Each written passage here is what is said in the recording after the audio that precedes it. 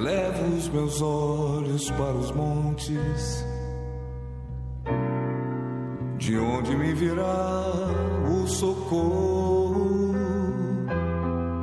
O meu socorro vem do... Senhor Jesus, o Senhor ouve a todos que te invocam, pois a tua palavra garante isto, quando o fazemos de todo o nosso coração, com sinceridade, com humildade, com determinação. Então agora, meu Pai, nós unimos a fé com o teu servo, o Bispo Macedo, desde o Templo de Salomão, onde o Senhor tem se revelado a milhares de pessoas. Revela-te aí, agora, para este homem que está chorando. Ele se mostra forte diante da esposa, dos filhos, mas quando ele está sozinho, meu Pai, no seu trabalho, no seu carro, no transporte público, andando pelas ruas desta selva de pedras, ele chora porque ele não pode prover para a sua família nem o básico. Mas ele sabe, ele entendeu que a maior pobreza não é a financeira, não é a dificuldade que ele está enfrentando, falta de trabalho, de clientes, mas a sua alma está com fome de te conhecer, porque ele não tem paz, ele já teve dinheiro. Tem gente que ora conosco agora, que já foi famoso, que já foi respeitado, e hoje ninguém se importa com ela, ninguém quer saber dele. Ó Espírito Santo, agora que ele chegou no fundo do poço, ele olha para o alto e ele invoca o teu nome. Fale, meu amigo, abra sua boca, não fique ouvindo apenas a minha oração. Desabafe aí agora, aonde você está, não importa o lugar. Espírito Santo, aonde quer que chegue esta transmissão, chegue a tua luz. Sim, pois esta pessoa invoca o teu nome, fale Jesus, e essa dor crônica, esse pensamento de morte, esse desejo de se mutilar, de se drogar, de fazer o mal, sai. Solta este corpo agora, encosto. Eu te repreendo na autoridade que me foi outorgada pelo Espírito de Deus. Eu te ordeno, saia deste corpo. Ó, vem, Senhor Espírito Santo, chame-o. Diga para ele, eu quero te conhecer. Eu quero essa paz que as viagens, que as festas, que as religiões, que as pessoas não puderam me dar. Só o Senhor. Eu quero. Eu estou aqui, eu me entrego a Ti. Abrace, Senhor Espírito Santo, a todos que oram conosco. Prepara-nos para este jejum que vamos iniciar neste sábado, porque domingo, esta pessoa entrará em aliança contigo, participando da Santa Ceia da diferença. E ele já se prepara para subir no teu altar e ser o próprio sacrifício vivo, santo e agradável, entregando a sua alma, o que tem de mais valor, para receber o teu Espírito, meu Pai. Meu amigo, levante o copo com água, se possível, pois apresentamos a Ti, Deus, esta água para trazer o refrigério a esta alma, a este corpo, a este lar, a esta vida. Pois disseste que aqueles que invocam a Ti de todo o coração te conhecerão. Então que eles te conheçam é o que nós determinamos que aconteça. Amém. Beba, participemos juntos desta água consagrada a Deus em oração. Receba a paz. Receba agora a paz, pois Ele te perdoa, meu amigo. Tudo aquilo que fazia a sua alma amargurada, triste, agoniada, é removida agora. já não peça, só agradeça, pois Ele está aí diante de você, no hospital, no carro, no presídio, no trabalho, não importa o lugar, Ele está aí com você em casa. Seja agora abraçado pelo Espírito Santo, pois Ele quer habitar em você. Meu Pai, em Tuas mãos eu entrego a todos e peço pela vida de todos os proclamadores do telhado que fazem possível este programa ir ao ar por meio das suas doações. Que o Senhor toque naqueles a quem o Senhor tem abençoado para nos ajudar a manter este programa no ar, todos os dias, levando vida, luz, esperança aos sofridos, necessitados e perdidos. E você que concorda, diga amém e graças a Deus. O Senhor é quem te guarda, é a tua sombra direita. Ele guarda a tua alma, te protege contra o mal. Ele guarda a tua entrada e a tua saída, desde agora e para sempre. O Senhor é quem te guarda, é a tua sombra direita. Ele guarda a tua alma, te protege contra o mal. Ele guarda a tua entrada e a tua saída, desde agora e para sempre.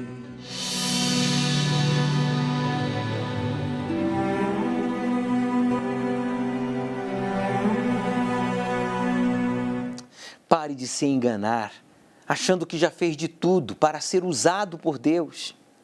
Você ainda não se desapegou do seu passado, coisas e posição. Faça isso, meu amigo. Desapegue-se de posição, do passado, de coisas, e você ficará livre para ser usado por Deus como nunca antes. Essa é a proposta de Deus, encher aqueles que se entregam, aqueles que se oferecem a Ele 100% do seu espírito.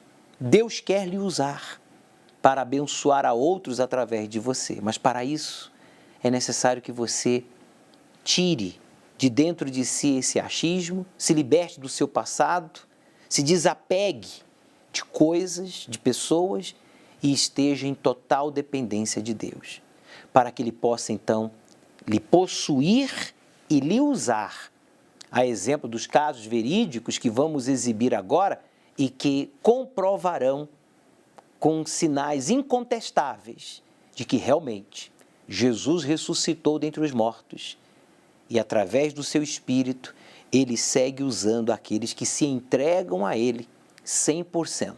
Preste atenção. Trabalhava, mas sempre aquela vida limitada. Eu casei, fui morar de favor, aquela vidinha mirrada.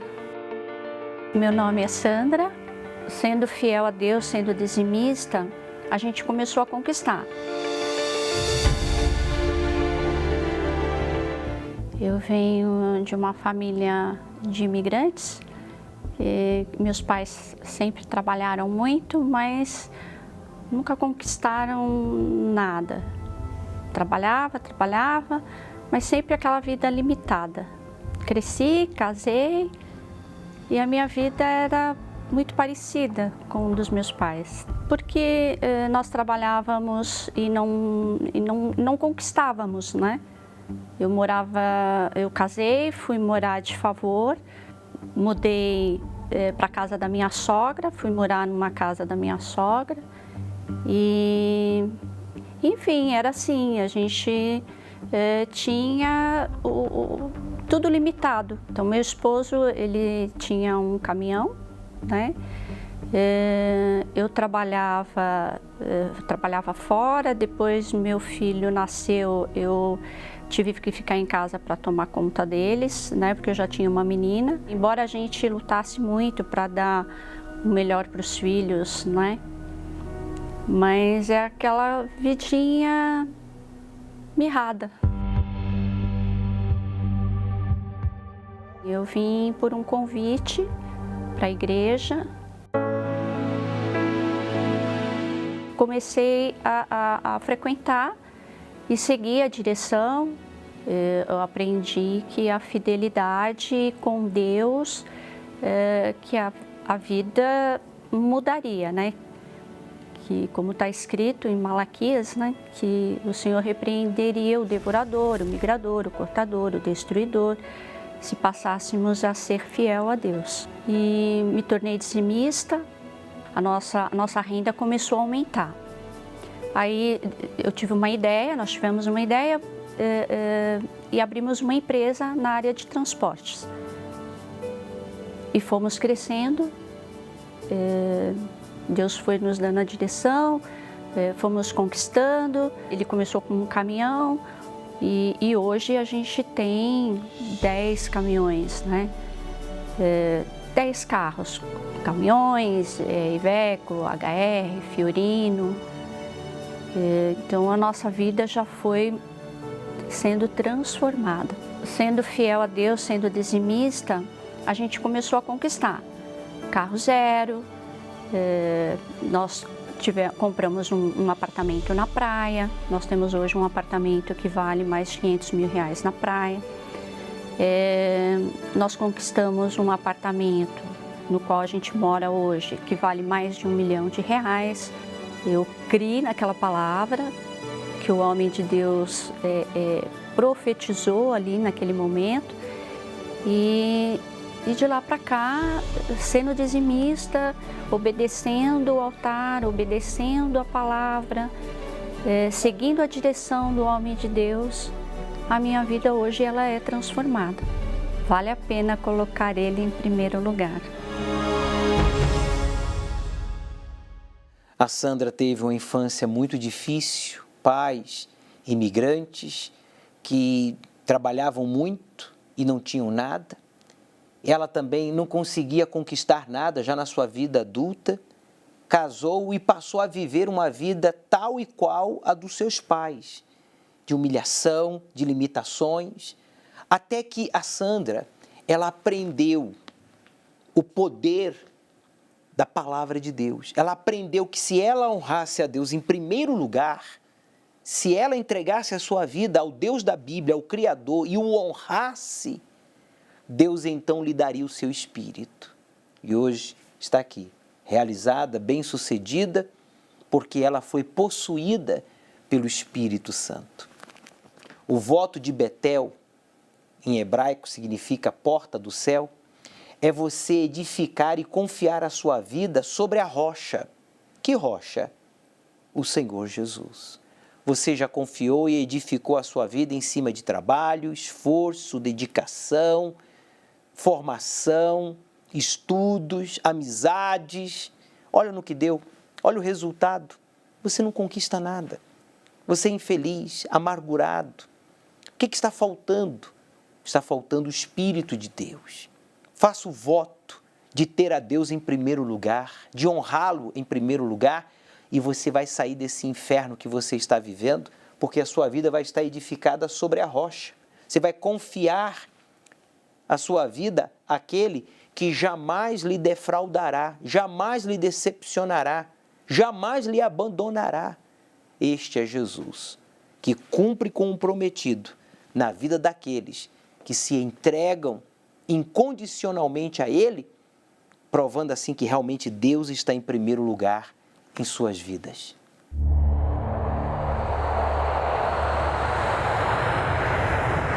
A Bíblia hoje é o livro mais atual que existe. Para mim é um livro religioso. Já li alguma coisa, mas nunca me aprofundei de fato. Para mim a Bíblia é um sinônimo de amor. Eu não acredito em Deus. A sabedoria e o entendimento. De não julgar o próximo. Muita gente que sabe que existe a Bíblia, mas não conhece o seu conteúdo. Acreditam que aquilo que está escrito realmente. Eu acho que o Criador deixou esse livro realmente para nos orientar. Para alguns, apenas um livro com histórias, fábulas, metáforas. Para outros, o Manual da Vida. Quanto impressionante é isso? É fantástico. Pense, não sei nada sobre a Bíblia, não sei nada sobre os pergaminhos e estou aqui com as minhas cabras e ovelhas. Eu não posso ir diretamente dentro da caverna para ver se a cabra está lá. Então, o que estou fazendo? Eu jogo uma pedra dentro da caverna. Você pode fazer isso. Você atira a pedra dentro porque a caverna está um pouco acima do penhasco. E o que ele ouviu? O jarro quebrando. E aí ele disse: "Oh, o jarro está quebrado. O que está acontecendo?" Então ele escala as pedras e entra na caverna. Quando ele achou os pergaminhos, ele levou os pergaminhos com ele e foi embora. Ele não sabia que isso era tão importante. Ele não sabia que isso era a Bíblia.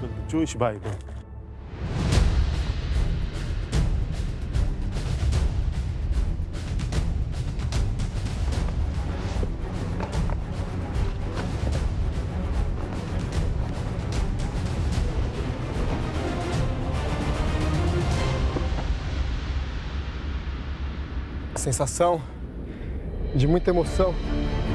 Está bem em frente à caverna número 1, onde foram encontrados os manuscritos do Mar Morto. Um privilégio estar aqui. A gente se sente poderoso por poder recontar essa história que marcou a humanidade.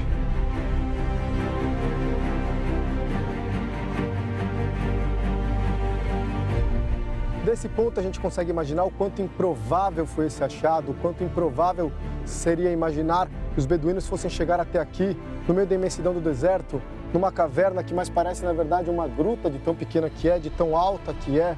Mas eles chegaram até aqui e aqui encontraram os manuscritos que mostram, que comprovam que a Bíblia de hoje em dia é a mesma que foi escrita 2000 anos atrás. Tentar mostrar para vocês como é que é o interior da caverna número 1. É bem apertado, é difícil, olha só, até pra gente ficar em pé, tem que se agachar. Ela também não é muito profunda, tem cerca de 2, 3 metros ali para dentro. E essa aqui é a caverna número 1, onde durante 2000 anos ficaram escondidos os pergaminhos do Mar Morto. Dentro da caverna, o pastor beduíno encontra ao menos 8 jarros de cerâmica intactos e tampados, além de pedaços de outros 50. Ele também localiza 3 rolos de couro com sinais escritos, textos que não entendeu. Mohamed Adib descobre os mais antigos textos bíblicos, uma preciosidade. Os pais do jovem não se dão conta do valor inestimável desses achados e os vendem para um lojista da cidade de Belém. Quando arqueólogos tomam conhecimento dos manuscritos, voltam para explorar a região e encontram centenas de outros textos num total de 11 cavernas.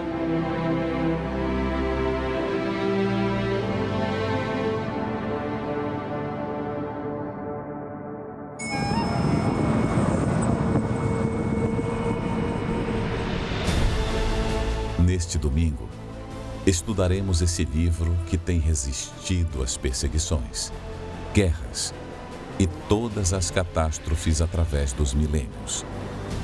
E permanece intacto em seu conteúdo, inspirando, transformando e salvando os que creem, com os casos verídicos dos heróis e heroínas da fé, e revelando o que está por vir. Vamos aprender mais uma profecia das Escrituras Sagradas. Às 18 horas, o estudo do Apocalipse, no Templo de Salomão, ao pôr do sol, na reunião do encontro com o Espírito Santo. Chegue cedo. Nós viemos de outra denominação. Eu cheguei a ser diácono, nessa outra denominação. Eu achava que eu estava fazendo tudo corretamente. Era até bonito de ver, eu sabia a Bíblia de Gênesis a Apocalipse. Pregava a palavra como ninguém. Mas na hora que falava do dízimo, eu já me revoltava e não me entregava nessa parte, eu não era obediente.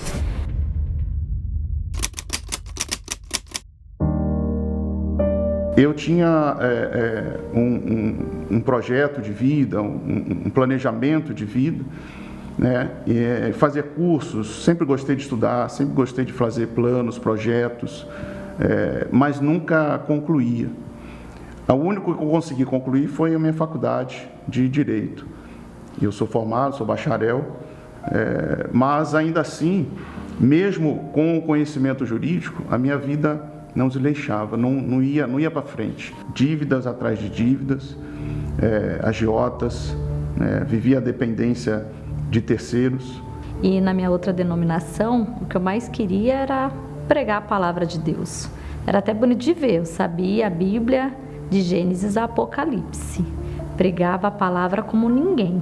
Mas na hora que falava do dízimo, eu já me revoltava e não me entregava nessa parte, eu não era obediente. Já era profissional na área da saúde, eu sou cirurgia dentista, mas eu não via assim saída para melhorar a minha vida financeira.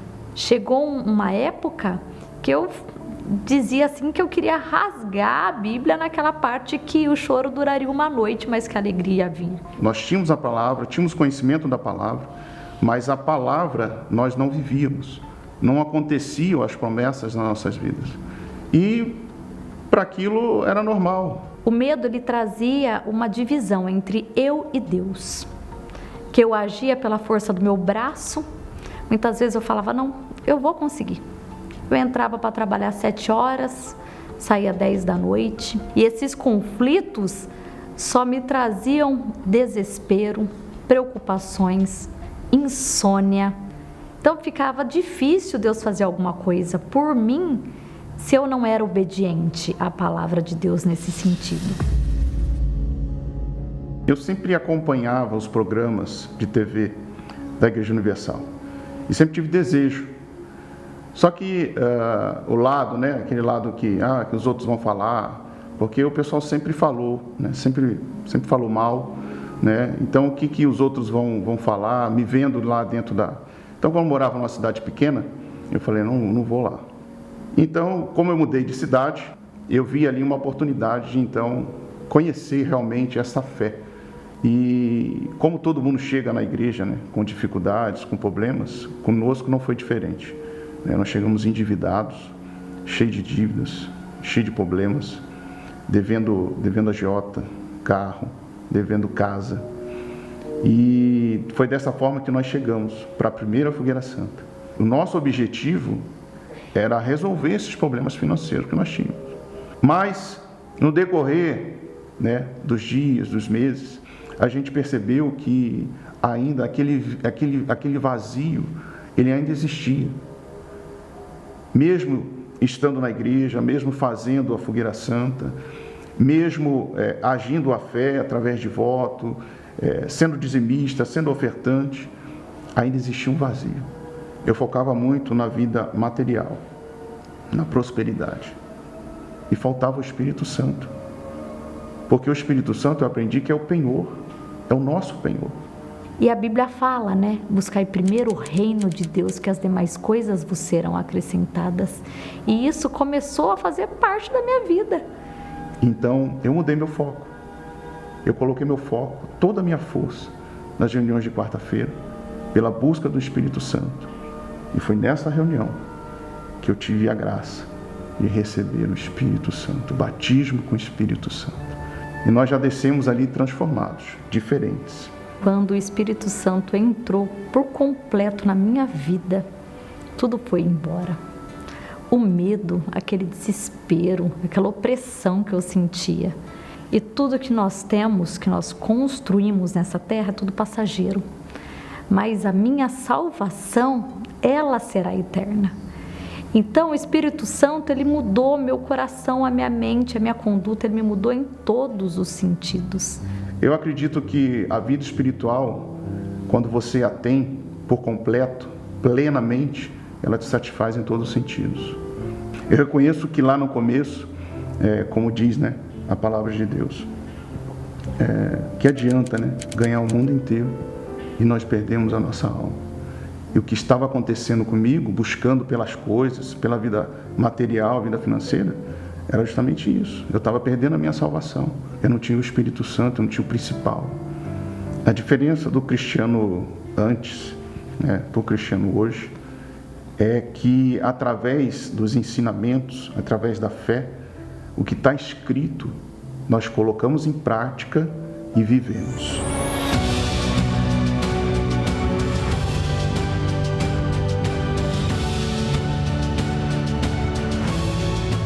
Então, dessa forma, Deus me deu condições, me deu uma família maravilhosa, uma família abençoada, me deu alegria, me deu prosperidade, saúde, me deu uma filha linda, uma casa maravilhosa. Hoje eu moro num condomínio, um dos melhores da minha cidade.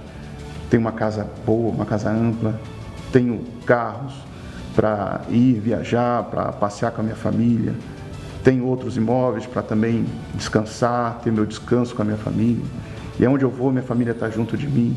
Hoje eu tenho uma qualidade de vida. Deus, Ele tem transformado, tem nos prosperado em todos os sentidos. Aí, em meio à pandemia, montei mais 2 clínicas na minha cidade. E fora isso, eu disponho o meu dia, um dia da minha semana, que é muito pouco, eu atendo numa unidade penitenciária que faz toda a diferença na minha vida. Ali eu levo Bíblias, eu prego a eles e até mesmo a experiência de um dos detentos me falou: doutora, hoje eu não tenho nada para você fazer na minha boca. Simplesmente eu vim te dizer que aquela Bíblia que você me entregou há 1 ano atrás, ela mudou a minha vida. Não tem gratificação maior ou melhor do que você conhecer a Deus e torná-lo conhecido. Hoje, a nossa Fogueira Santa, eu particularmente, eu não peço nada para Deus. Eu vou com toda a força, coloco minha vida no altar, dentro do envelope, e ali eu desço mais renovados, mais cheio da presença de Deus. Em todos esses anos, eu vim cumprindo a minha palavra, eu vim honrando a minha palavra, para com Deus, para com o altar. E da mesma forma que nós aprendemos que Deus não deve nada a ninguém, Deus me honrou, como diz a palavra, né? Me honra, que eu te honrarei.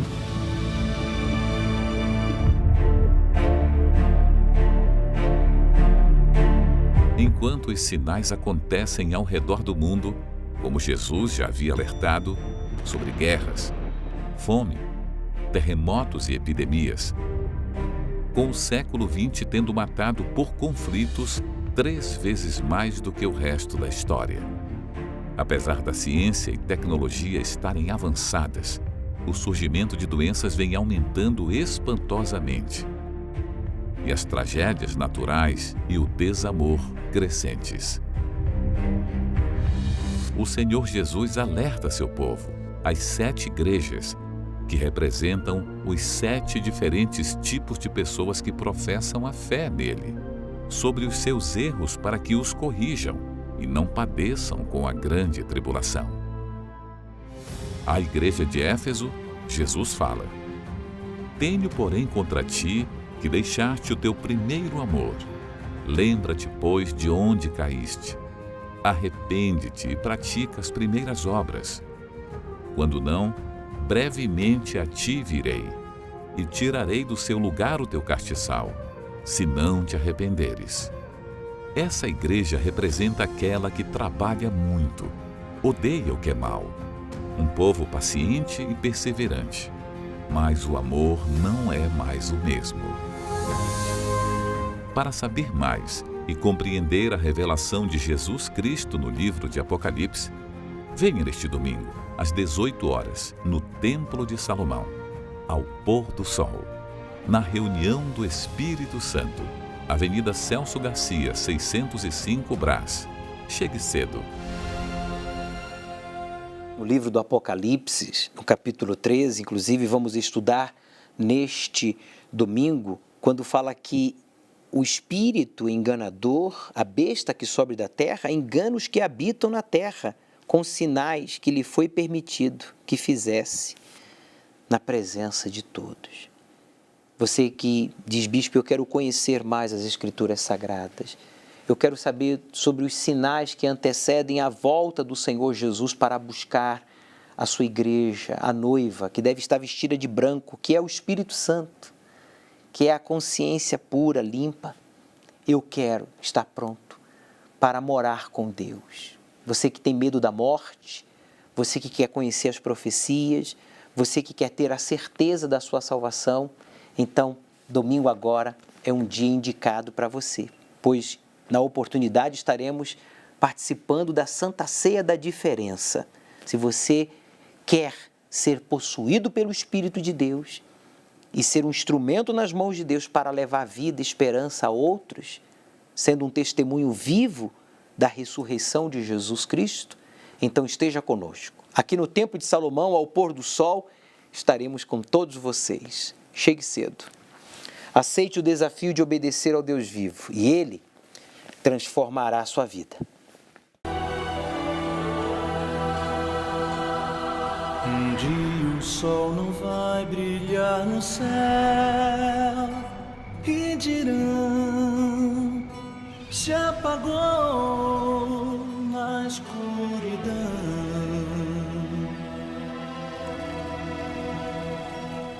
Um dia não haverá mais o amanhã, não, só o som que o ar produz na escuridão.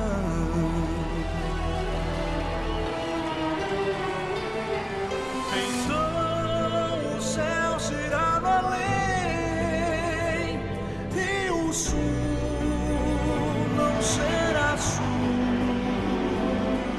Então do ar todo o terror se espalhará por todo o chão na escuridão.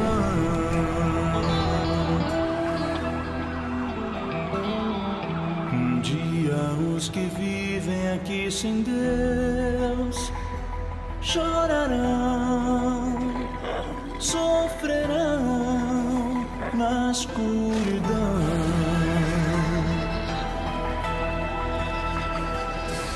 Um dia só gemidos se ouvirão,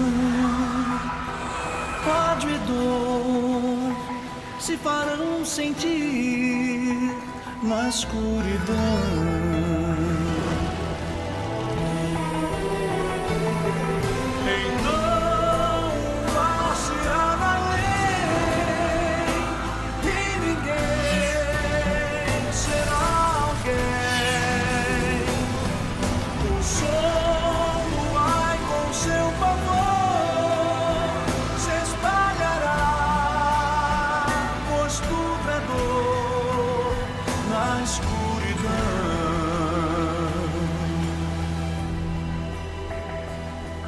Amigos, se aproxima este final e Jesus sim virá, escrito está. E o tempo é hoje quando deves dar a Jesus, que esperando está teu coração.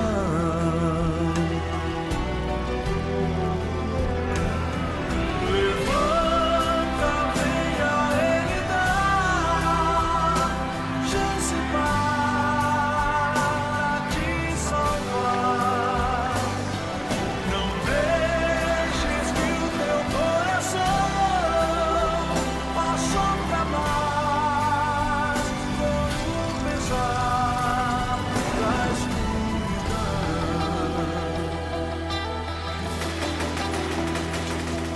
Porque viver a vida aqui sem Deus, pra chorar e sofrer sem salvação.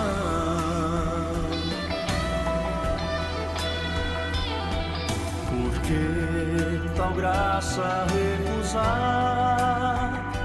Se Jesus é quem faz pintar a escuridão.